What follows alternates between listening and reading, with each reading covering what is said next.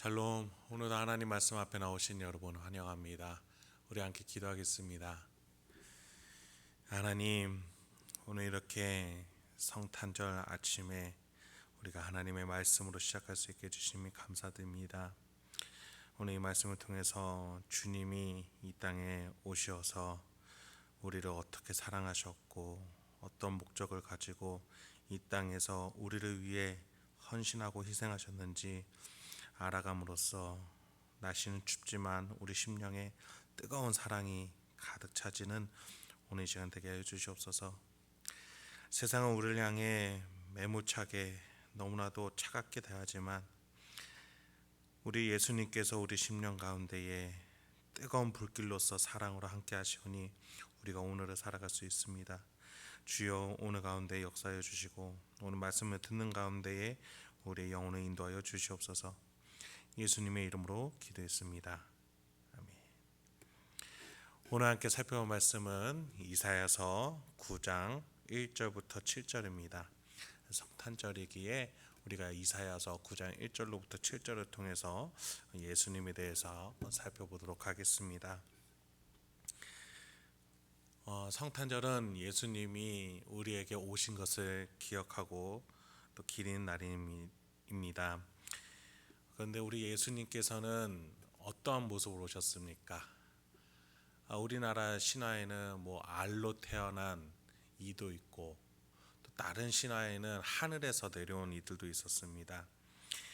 그런데 우리 예수님은 그런 신화와는 다르게 너무나 평범하게 이 땅 가운데 오셨고 성경은 그것을 자세하게 기록해주고 있습니다.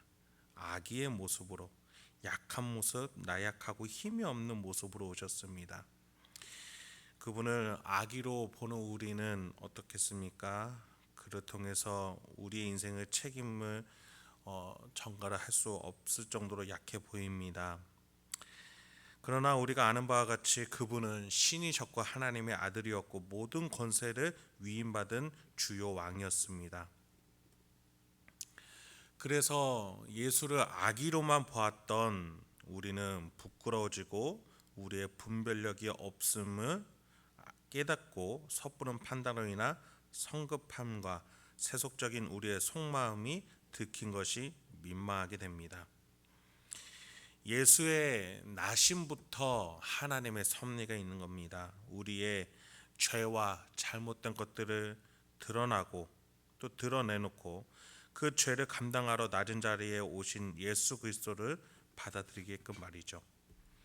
그렇게 예수님은 이 땅에서 삶을 시작하실 때부터 죽을 때까지 그리고 부활하여서 하나님 보좌 우편으로 승천하시기까지 모두 우리를 위해서 살아내셨습니다. 그런 예수님이 이 땅에 오신 것을 기억하는 게 오늘 성탄절입니다. 그래서 성탄절은 예수가 이 땅에 왜 그렇게 오셨는지를 깨닫고 기억하는 날이어야 합니다. 그런 점에서 이사야서 9장 1절로부터 7절은 그 이유를 너무나도 잘 설명해 주고 있습니다. 1, 2절입니다.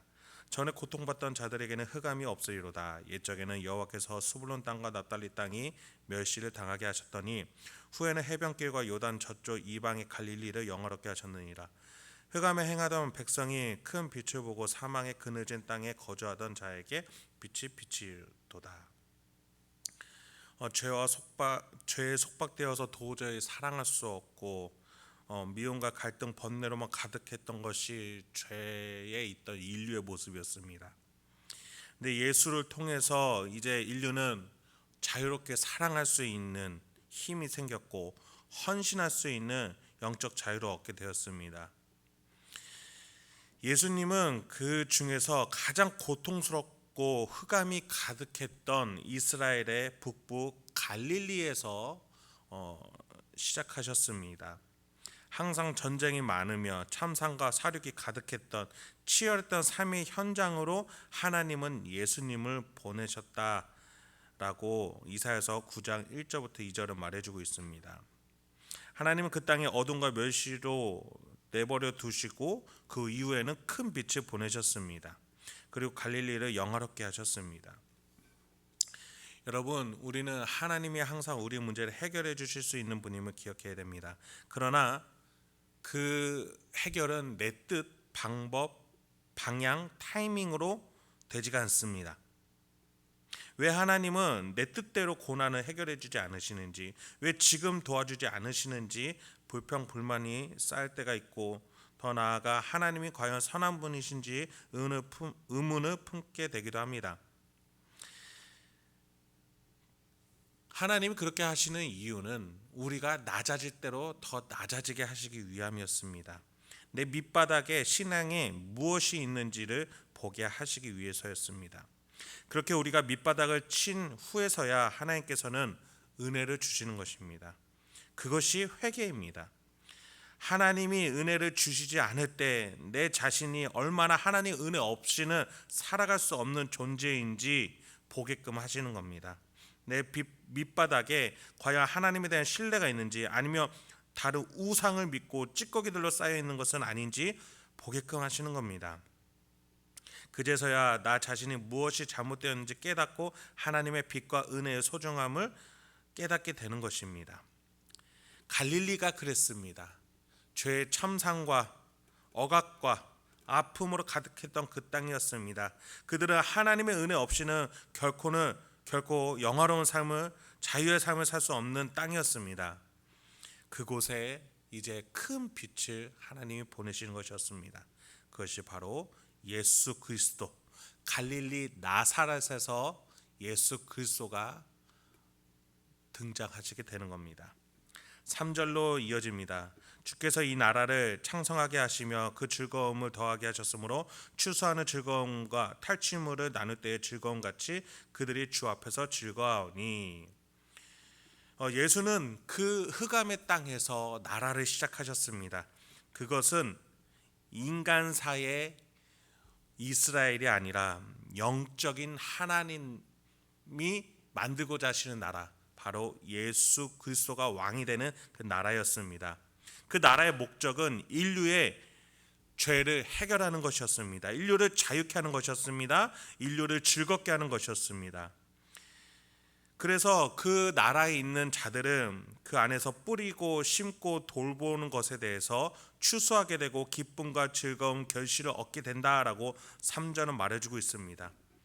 그것이 바로 예수 나라 안에서 사는 인생입니다. 예수님은 우리 인생 가운데에서 일하시고 그 결과를 얻어내게끔 하십니다. 우리 안에서 나라를 세우시는 겁니다. 이 안에서 통치하고자 하시는 겁니다. 그래서 우리는 그 안에서 즐거움을 얻게 될 것입니다. 예수가 우리 인생에서 예수의 나라를 만드셨을 때 어떻게 어둠과 흑암이 사라지고 빛이 비칩니까? 4, 5절입니다. 이는 그들이 무겁게 맨 멍에와 그들의 어깨의 채찍과 그 압제자의 막대기를 주께서 꺾으시되 미디안의 날과 같이 하셨음이니이다. 어지러이 싸우는 군인들의 신과 피 묻은 겉옷이 불의 섭같이 살라지리니. 여러분, 우리 인생 가운데에 책임과 또 멍에가 살아가면 살아갈수록 더 많아지죠. 그런데 거기서 더 나아가 세상은 우리를 향해 채찍질합니다. 막대기로 칩니다. 더 열심히 살아야 된다고, 잊혀지지 않으려면 더 성공해야 된다고 말이죠. 그런데 예수가 이 땅에 오셔서 새로운 통치 방식을 세우셨습니다. 이제 더 이상 기억되기 위해서, 성공하기 위해서 더 나아가야 될 것이 아니라고, 그 채찍질은 이제 필요 없다라고 새로운 주인이 오신 겁니다. 새로운 왕이 새로운 통치 방식으로 오신 것입니다. 멍에, 압제, 채찍, 막대기가 우리에게서 떠나갔습니다.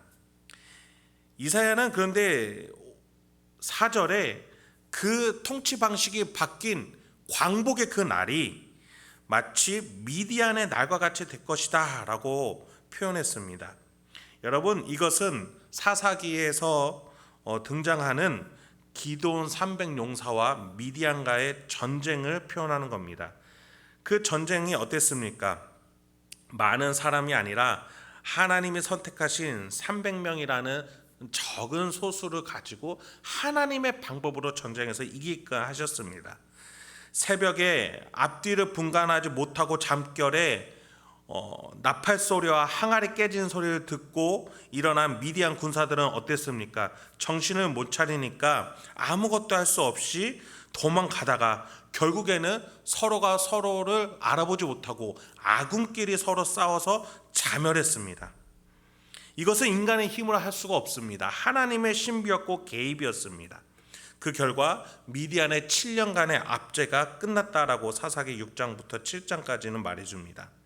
이사야는 그 미디안의 날과 같이 불의 섭같이 살라지리라 라고 표현했습니다. 이 전쟁이 인간이 힘써 싸워 이긴 것이 아니라 하나님의 방법으로 신비하고 초자연적인 하나님의 개입으로 순식간에 이루어질 것임을 표현한 것이죠. 예수가 우리 인생 가운데 나라를 세우시고 우리가 죄의 속박과 압제에서 떠나가게 된 것이 이렇게 이루어졌다는 겁니다. 우리의 힘과 노력이 아니었습니다. 초자연적인 하나님의 개입과 예수의 이해할 수 없는 십자가에서의 헌신과 공로, 우리의 머리와 지성으로는 감당할 수 없는 예수의 영인 성령이 우리와 함께 동행하심으로 우리는 죄로부터 자유할 수 있게 되었습니다. 그래서 우리는 이제 예수의 나라가 됐습니다. 내 안에 주인이 바뀌었습니다. 죄와 사단마귀 권세가 물러갔습니다. 성령이 항상 우리에게 꺼지지 않는 불로 우리를 위로하시고 밝혀주시며 깨닫게 해주십니다. 우리는 이제 더 이상 미디안 군사들처럼 뒤뚱거리지 않고 이리저리 헤매이지 않고 묵묵히 주님의 십자가 길을 밝은 성령 하나님이 비춰주신 그 길을 따라서 걷게 합니다. 그 길에는 승리와 기쁨, 추수와 결과에 대한 기쁨이 있습니다. 그렇게 예수님은 우리 인생 가운데 나라를 세우시고 왕이 되어주신 겁니다. 성탄절은 그것을 기억하는 것입니다. 이 모든 사실들이 이제 6절부터 7절에서 정리가 됩니다. 6절부터 조금씩 살펴보도록 하겠습니다. 이는 한 아기가 우리에게 낳고, 예수라는 사람이 어떻게 태어났습니까? 하늘에서 뚝 떨어지지 않았습니다. 우리 인류 가운데 우리 몸과 같이 한 인간으로 태어났습니다. 그렇게 인류의 대표로서 인류의 모든 죄를 감당하기 위한 인간으로서 예수가 왔습니다. 예수의 나라를 만들기 위한 아기가 인류 가운데 태어난 것이죠.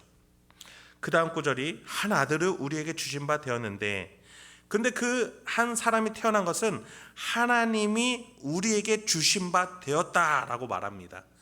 하나님의 독특한 계획과 섭리로 그 특별한 사람이, 독특한 사람이 태어난 것이죠. 여러분, 하나님의 목적이 우리를 사랑함이었고, 그래서 예수를 태어나게 하셨습니다.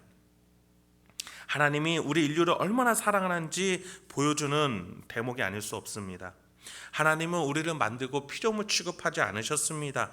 거기까지가 아니었습니다. 사랑하고 영광을 나누기 원하시고 함께 살아가기 원하는 것이 우리 하나님 아버지의 마음입니다. 성탄의 궁극적 의미가 여기 있는 것이죠. 그 다음입니다. 그의 어깨에는 정사를 메었고, 하나님은 그 한 사람에게 정사를 매게끔, 그러니까 인류를 감당하게끔, 통치하게끔, 왕으로 세우게끔 하셨다는 겁니다. 예수가 이 땅에 온 목적은 이 하나님의 뜻이었습니다. 인류를 감당하기 위한 왕이 되고자 하는 것이었습니다. 그 왕은 마치 어떤 유익을 원하는 왕, 그것을 폭군처럼 누리는 왕이 아니었습니다. 백성을 섬기고 문제를 해결해내고 감당하기 위한 왕이었습니다. 그의 이름은 기묘자라 모사라 전능하신 하나님이라 영존하시는 아버지라 평강의 왕이라 할 것임이니라. 그래서 예수는 이 땅에 오셔서 다른 무엇의 목적을 이루시기보다 기묘자, 즉 우리가 생각할 수 없는 방법으로 역사하시고, 모사, 지혜가 많아 우리 모두를 품어내시고 우리 인생의 문제를 풀어내시고, 전능하신 하나님, 신의 힘을 가지고 우리를 인도하시는 분이셨습니다. 영존하시는 아버지도 되십니다. 힘이 가득하지만 그 힘으로 우리를 억압하시는 것이 아니라 아들을 품는 아버지처럼 우리를 품어내시는 아버지가 되어주시기도 하십니다. 이것은 하나님 아버지를 뜻하는 것이 아닙니다. 아버지가 아들을 품는 부자의 사랑처럼 예수님이 우리를 품어주실 거라는 표현이었습니다. 마지막으로 평강의 왕이 되십니다. 모든 분쟁과 갈등을 풀어내시고 평온케 하시며 모두를 부유하고 풍요케 하시고 풍성케 하시는 분이라는 겁니다. 마지막 7절입니다. 그 정사와 평강의 더함이 무궁하며 또 다윗의 왕자와 그의 나라에 군림하여 그 나라를 굳게 세우시고 지금 이후로 영원히 정의와 공의로 그것을 보존하실 것이라. 만군의 여호와의 열심히 이를 이루시리라. 예수가 이 땅에 아기로 태어나셔서 그 영적 이스라엘 하나님의 나라를 세우기 시작하셨습니다.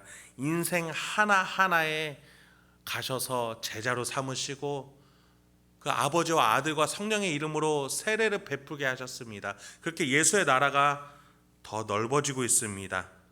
그래서 그 정사와 평강의 더함이 무궁하게 커져가고 있습니다. 예수 나라로 세워진 한 사람 한 사람은 평강의 사자가 되어서 그래서 복음을 전파하게 되는 것이죠. 그런데 그 나라를 마치 다윗 시대의 왕으로 그 나라로 이사야는 표현해주고 있습니다. 다윗이 왕이 되어서 샬롬의 통치로 막강한 힘을 세웠고 그의 아들 샬롬의 아들이었던 솔로몬은 그 나라를 더 부강병하게 했습니다. 예수의 나라는 샬롬의 통치로 예수의 나라를 더 굳건하게 그리고 영원히 세워 나갈 것입니다. 다윗의 아들 솔로몬이 더 그 나라를 키웠던 것처럼 예수의 형제가 되고 아버지처럼 우리를 품었던 우리 인류는 또 복음으로 세워진 자들은 예수의 그 복음을 가지고 더 이 나라가 커지게끔 이 교회가 하나님의 나라로서 더 은혜의 셈이 되게끔 할 것입니다. 사랑을 퍼뜨려 나갈 것입니다. 복음을 퍼뜨려 나갈 것입니다. 그런데 그것이 누구의 힘이었습니까? 7절 마지막 하반절에 보면은 만군의 여호와의 열심히 일을 이루시리라. 이것이 하나님의 뜻이었다라는 겁니다. 여러분 성탄의 아기 예수를 바라보며 여러분은 무엇을 깨닫고 계십니까? 하나님의 열심이 느껴지십니까? 예수님의 순종이 느껴지십니까? 우리가 예수의 나라가 되어서 얼마나 죄와 속박에서 자유해지고 기쁨 가운데 있는 것인지를 기억하고 계십니까? 여러분 예수님이 실제로 언제 태어나셨는지 성경 말해주지 않기 때문에 우리는 알 수가 없습니다. 하지만 우리가 12월 25일 이 날에 예수님이 이 세상에 나심이 어떤 의미와 목적을 갖고 있는지 하나님의 열심이 어떻게 우리 가운데 흐르고 있는지를 깨닫는 오늘이 됐으면 좋겠습니다. 이것을 기억하면서 오늘 하루도 우리의 이웃과 또 타인들을 사랑하면서 예수님의 은혜를 흘려내보내실 수 있는 저와 여러분이 되길 소망합니다. 함께 기도하도록 하겠습니다. 하나님 오늘도 우리에게 귀한 하나님의 말씀 주시니 감사합니다. 우리 예수님께서 이 땅에 아기로 태어나셨을 때에 그것을 계획하시고 목적을 삼으셨던 그 하나님의 열심, 그 하나님의 사랑과 우리를 향한 열정을 우리가 기억하게 하여 주시옵소서. 그 열심이 우리 인생 가운데에 예수의 나라가 되게 하셨고 복음을 가지고 다른 사람을 사랑하고 품고 용서하게끔 하신 줄 믿습니다. 주여 우리가 그 예수를 따라 그 복음의 사자, 평온의 사자가 되게 하여 주시옵소서. 예수의 나라 백성이 되게 하여 주시옵소서. 그래서 오늘도 서로 사랑하며 살아갈 수 있는 우리 행복한 교회 성도님들과 제가 되게 인도하여 주시옵소서. 예수님의 이름으로 기도했습니다. 아멘.